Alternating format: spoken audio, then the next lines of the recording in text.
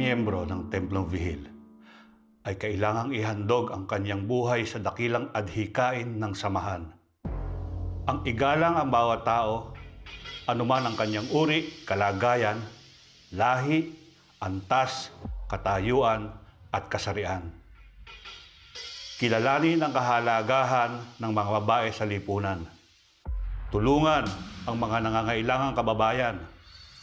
Ipagtanggol ang mga naaapi at labanan ang mga umaapi. Buong puso at kagitingan itong isakatuparan upang ang minimithing tagumpay ng pakikipagkapwa-tao ay ganap na makamtan. Ito ang nararapat na tungkulin at responsibilidad bilang isang magiting na miyembro ng Templong Vihil na base rin sa kartilya ng Katipunan ni Emilio Jacinto. Ang buhay na hindi inaalay sa isang marangal na kadahilanan ay tulad ng isang puno na walang lilim o kaya'y damong makamandag. Ang mabuting gawa ay nawawala ng dangal kapag ito'y mula sa pagpipita sa sarili at hindi sa matapat na pagdanais na makatulong. Ang tunay na kabanalan ay ang pagkakawang gawa, ang pag-ibig sa kapwa, at panatilihin sa bawat kilos, gawa't pangungusap ang pagiging makatwiran. Lahat ng tao ay pantay-pantay.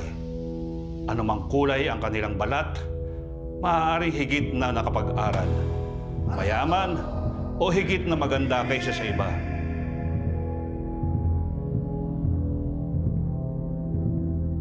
Ang may marangal na kalooban ay pinapahalagahan ang kapurihan kaysa pagpipita sa sarili. Samantalang ang may hamak na kalooban ay inuuna ang pagpipita sa sarili kaysa kapurihan. Sa taong may hiya, salita'y panunumpa. Huwag sayangin ang panahon. Ang yamang nawalay muling maibabalik, subalit ang panahong nawalay naglaho ng lubusan.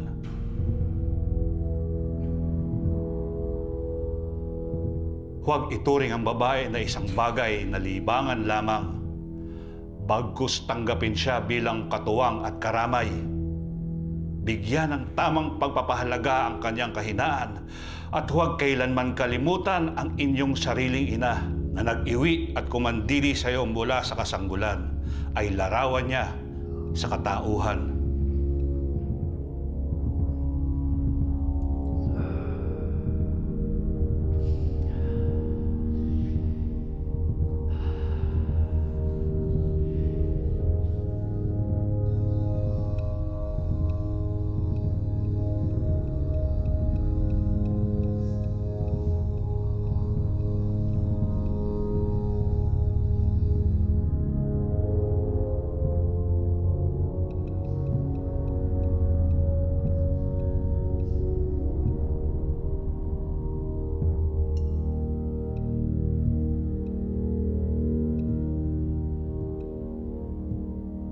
Kapag napalaganap ang mga alituntuning ito at ang maluwalhating araw ng kalayaan ay nagsimulang sumilay at pinagliwanag ang pagkakaisa ng isang lahi at kapatiran.